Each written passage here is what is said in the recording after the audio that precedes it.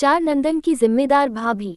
गांव के बीचों बीच एक पुराना हवेली जैसा घर था, जहां रहते थे रामस्वरूप जी और उनका परिवार। वे एक साधारण किसान थे, जिनके चार बेटे थे, मोहन, सोहन, गोपाल और किशन। उनकी पत्नी कमला देवी एक आदर्श गृहिणी थी, जो पूरे घर को संभालती थी।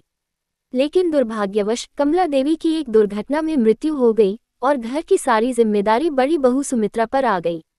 नई बहू, नई जिम्मेदारियां। सुमित्रा की शादी रामस्वरूप जी के बड़े बेटे मोहन से हुई थी। वह एक सीधी सादी, संस्कारी और परिश्रमी लड़की थी। शादी के कुछ सालों तक सब ठीक चला, लेकिन जब सास गुजर गई तो घर की पूरी जिम्मेदारी सुमित्रा के कंधों पर आ गई। मोहन किसान था, सोहन दर्जी, गोपाल गांव की दुकान चलाता था और किशन अभी पढ़ाई कर रहा था। पिता बूढ़े हो चुके थे, इसलिए घर का सारा प्रबंधन सुमित्रा को करना पड़ा। घर को संभालने का संघर्ष। शुरुआत में सुमित्रा को बहुत कठिनाई हुई। चार भाइयों की पसंद नापसंद अलग अलग थी। किसी को खाने में ज्यादा नमक चाहिए तो किसी को मीठा कम पसंद था। लेकिन सुमित्रा ने धीरे धीरे सबका ध्यान रखना शुरू किया।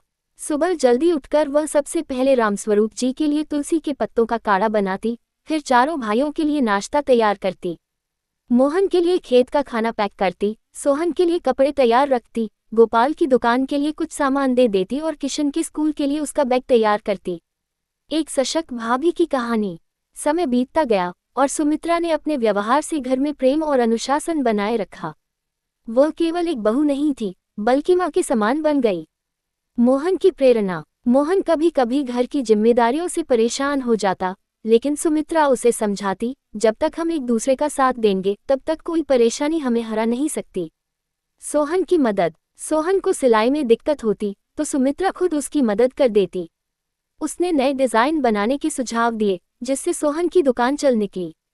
गोपाल की तरक्की। गोपाल की दुकान में ग्राहकों की संख्या बढ़ाने के लिए सुमित्रा ने सुझाव दिया कि वह राशन के साथ साथ कुछ जरूरत का सामान भी रखे। धीरे धीरे गोपाल की दुकान गांव की सबसे अच्छी दुकान बन गई। सबसे छोटी चिंता किशन की थी। वह पढ़ने में अच्छा था, लेकिन कभी कभी ध्यान नहीं देता था। सुमित्रा ने उसे अनुशासन में रखा और कहा, अगर तुम पढ़ाई में अच्छा करोगे तो पूरे घर का नाम रोशन होगा। किशन ने मन लगाकर पढ़ाई की और आगे चलकर अफसर बन गया। कुछ सालों बाद जब चारों भाई अपनी अपनी जिम्मेदारियों में सफल हो गए तो सबने मिलकर सुमित्रा के लिए एक सोने की चूड़ी बनवाई और कहा, भाभी, तुमने माँ की कमी कभी महसूस नहीं होने दी। तुमने हमें संभाला, प्यार दिया और हमारी सफलता में सबसे बड़ा योगदान दिया। सुमित्रा की आंखों में खुशी के आंसू थे। उसे एहसास हुआ कि उसका संघर्ष बेकार नहीं गया। उसने न केवल चार नंदनों को सही राह दिखाई, बल्कि पूरे परिवार को एक धागे में बांध कर रखा।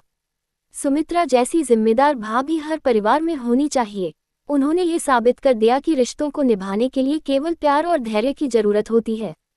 उनका समर्पण एक प्रेरणा है कि अगर कोई औरत चाहे तो वह न केवल एक अच्छी बहू बल्कि एक माँ, बहन और संरक्षक भी बन सकती है। ये कहानी हमें सिखाती है कि पारिवारिक जीवन में धैर्य, प्रेम और समझदारी से हर मुश्किल को हल किया जा सकता है।